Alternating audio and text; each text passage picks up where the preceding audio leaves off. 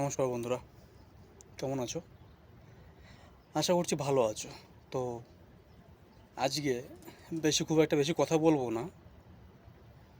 তো আজকে দুটো ভিডিও দেখুন, ঠিক আছে? আজকে দুটো ভিডিও দেখুন, তারপরে কিছু বলছি আমি। আমাদের সনাতনী মেয়েদেরকে এই যে এইভাবে হিজাব পরানো হয়েছিল এবং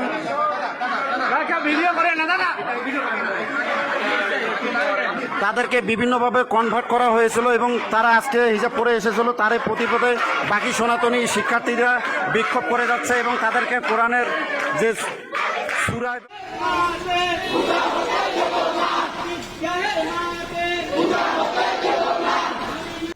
যে এবার বাংলাদেশে যে আমাদের হিন্দুত্ব যারা আছি, আমরা সনাতনী যারা আছি, ঠিক আছে, তাদের অবস্থা খুবই খুবই খারাপ, খুবই খারাপ অবস্থা, খুবই খারাপ।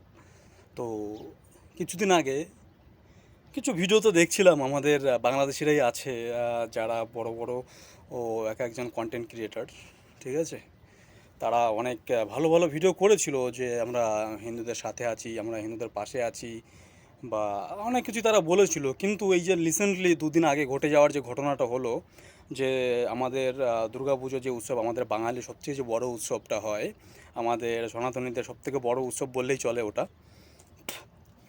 তো তাদেরকে ইয়েতে পুজো করতে দেবে না, ঠিক আছে? তাদেরকে 13 তারিখে যে আমাদের যে পুজোটা হয়, দুর্গা পুজো 13 তারিখে তারা পুজো করতে দেবে না, সেই নিয়ে তারা একটা বাংলাদেশে একটা স্লোগান তৈরি করেছিল, ঠিক আছে। কিন্তু সেই স্লোগানটা আমি দেখলাম না কোনো ভালো ভালো বাংলাদেশি যারা বা কিছুদিন আগে যারা বড় বড় কথা বলেছিল যে আমরা হিন্দুদের সাথে আছি, আমরা হিন্দুদের পাশে আছি, তারা কেউ একটা কোনো প্রতিবাদ করতে। তো আমি দেখলাম না কেউ কোনো প্রতিবাদ করেছে বা প্রতিবাদ করলো, ঠিক আছে।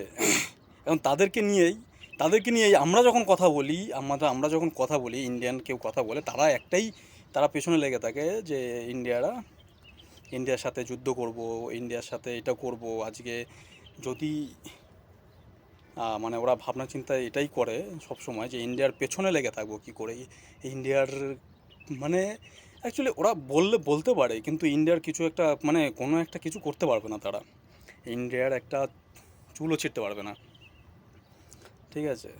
তো আশা করি ভিডিওটা দেখে আপনারা সব কিছুই বুঝতে পেরেছেন। তো এইটা দেখে আমার কাছে একটাই লাগছে যে আমাদের যারা সনাতনী আছে বাংলাদেশে, তাদের অবস্থা খুবই খারাপ, যে আমাদের ভাই বোনরা আছে, বিশেষ করে বোনরা যারা আছে, তাদেরকে একটাই অনুরোধ করব যে তোমরা একটু নিজেদের খেয়াল রেখো, নিজেদের উপরে একটু নিজেদের একটু বাইরে কম, বা একটু ঘোরাফেরা সব থেকে কম, বা সবার সাথে মেলামেশা একটু কমই করবে। যারা বাংলাদেশে আমাদের সনাতনী যারা আছে ভাই বোনেরা, তাদেরকে বলছি, কেন যত সম্ভব পারো, যত তাড়াতাড়ি পারো অন্য কোনো রাস্তা বা কিছু একটা তোমাদের করা উচিত, আমি সেটাই মনে করি। কেন আমাদের সনাতনীদের বাংলাদেশের অবস্থা খুবই খারাপ, ঠিক আছে। আমি দেখলাম যখন ভিডিওটা, এখন আর কোনো বাংলাদেশি প্রতিবাদী বড় বড় চ্যানেলদারি যারা কন্টেন্ট ক্রিয়েটর আছে, যারা টিকটকার আছে, যারা সব কিছু এইসব মানে ভাইরাল করে বা দেখায়, তাদেরকে আমি দেখলাম না তারা কোনো ভিডিওতে তারা এই জিনিসটা নিয়ে কোনো একটা ভিডিও বানিয়েছে, কোনো একটা প্রতিবাদী আন্দোলন করেছে, আমি দেখলাম না।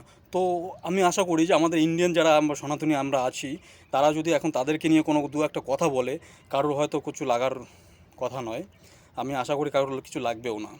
তো আর বেশি কিছু বলতে চাই না, এইটুকুই বলবো, যারা আমাদের বাংলাদেশি সনাতনী যারা আছেন, তারা একটু নিজেদের দেখে রাখবেন, তারা নিজেরা একটু সামলে থাকবেন।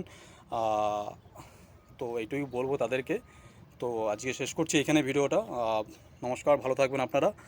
তো ভিডিওটা যদি কোথাও দেখে থাকেন, প্রচুর করে শেয়ার করুন, যেন এই ভিডিওটা বাংলাদেশি আমাদের সনাতন ভাইদের কাছে যায়, বোনদের কাছে যায়, তারা যেন নিজেদের একটু প্রোটেক্ট করতে পারে। তার জন্যই আমি এই ভিডিওটা করা। তো দেখা হচ্ছে পরবর্তী ভিডিওতে, আর আসবে অবশ্যই আবার নতুন ভিডিও আসবে। তো ততদিনে টাটা, বাই বাই, ভালো থেকো।